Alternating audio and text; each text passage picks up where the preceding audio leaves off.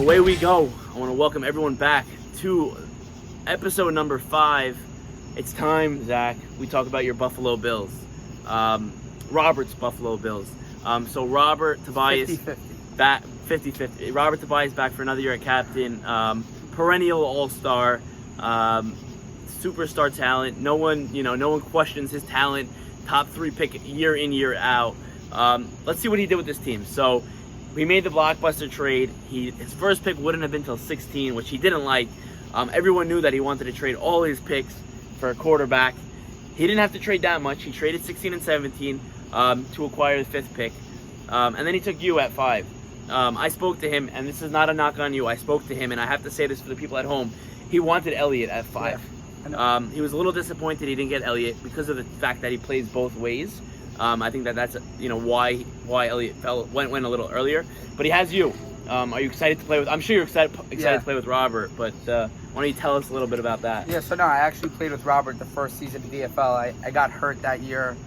Didn't play for like the last 3-4 games and came in the finals, and we just didn't connect to the finals. But the first couple of games we played throughout the whole year, I mean, I think he was averaging like 3 touchdowns a week. So I mean, me and Robert have a different connection than everybody else and their receivers have in the league, and I think it's going to be a huge problem for everybody that's playing us. I mean, we've been playing with each other since 8th grade, every Friday after school. I think Sit used to actually play in those games sometimes too, maybe. Possibly.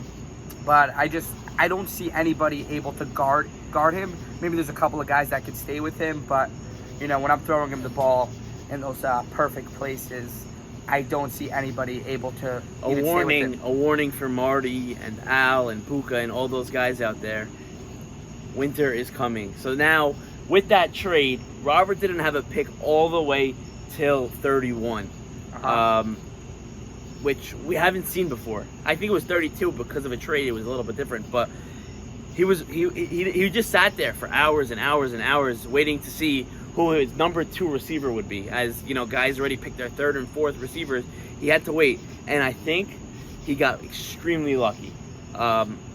First, let's talk about Michael Harari, because that was the first pick he really made. Michael Harari, what does he bring to your team? All right, so Michael Harari, I believe, is a better Sammy Eshko. He's faster. He's a great defender.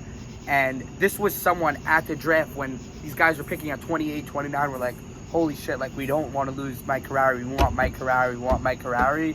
And he finally got to him. And I think he's going to be really effective, especially that he's quick, he's speedy. I'm throwing him the ball. And Robert's going to be getting double teamed by the safeties, and they're not even going to acknowledge Mike Harari's there. And I think he's going to be one of our most effective guys. Him and Josie, the same.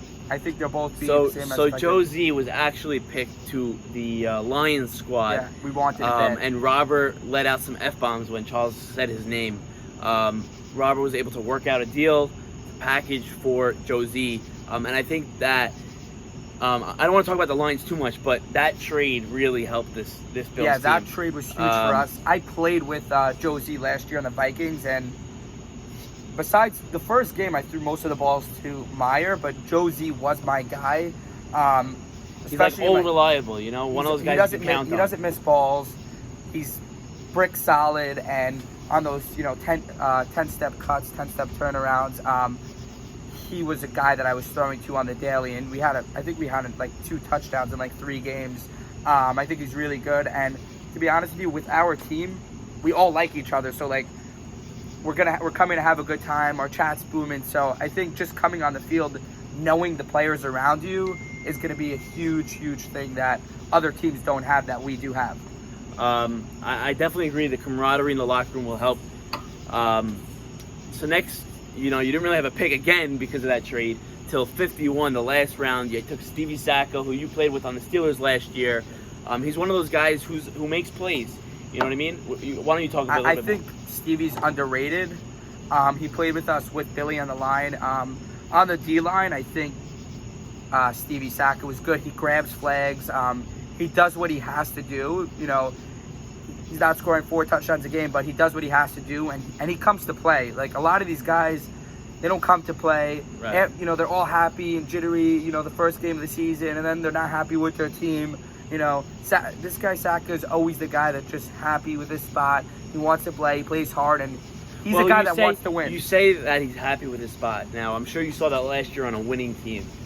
He was on the Raiders to begin the year, and he wasn't too happy. I believe he was on the Raiders, and he wasn't too happy.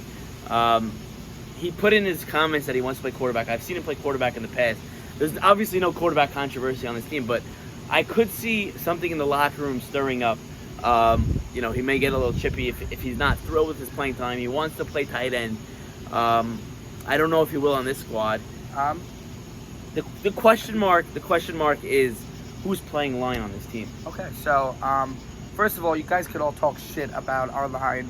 The ball will be out in 2.5 seconds. That's number one. Number two, none of you guys could guard our receivers with me throwing the ball. And even if Elliott Saka was throwing them the ball, they'd still score touchdowns, and he throws ducks.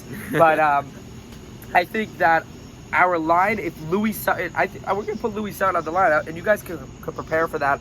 I think if Louis Sutton shows up, which I'm going to wake his ass up out of bed if he's not at the game, I'm going to go to his house and literally drag him out of his bed. He was our scorekeeper a few times last year, showed up late, so I would be concerned about that. I'll get his ass there, but I think Louis Sutton and Saka, I think we're going to... So that's Saka's your game plan on the line.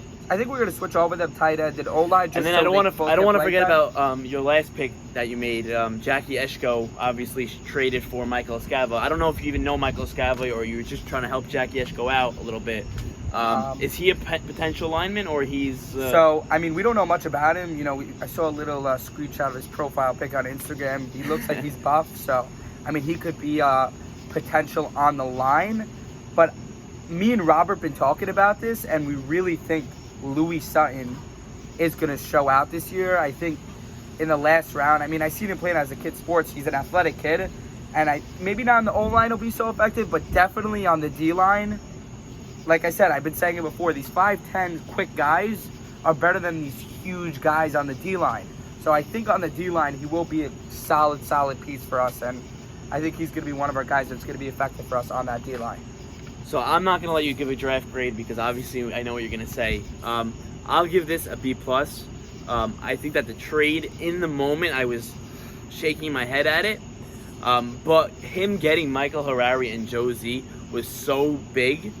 I'll give this team a B+. I think they get a bye. I think you guys get the bye. I don't know if you're the best team. I think it's a very even league, so it's so tough to tell this year. It can go any way. But I think that you, Robert, Harari, and Josie might be the best three. I know that some other teams have great threes, but you guys are going to put up numbers. You guys are going to put up points. You also have to acknowledge that you guys could say our D-line's not the best, whatever. I'm not going to agree with you. It's my team, so I'm not going to talk shit. But I think defensively, cornerback-wise, we're locked down at cornerback.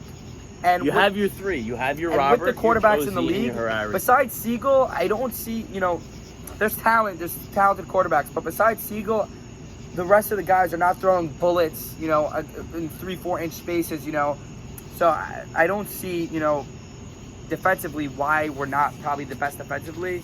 So I think, all around we are the best team, but that's biased. But you guys will see. So we win. We know Zach's like coming for year. his back-to-back. So like I said, I'll give them a bye.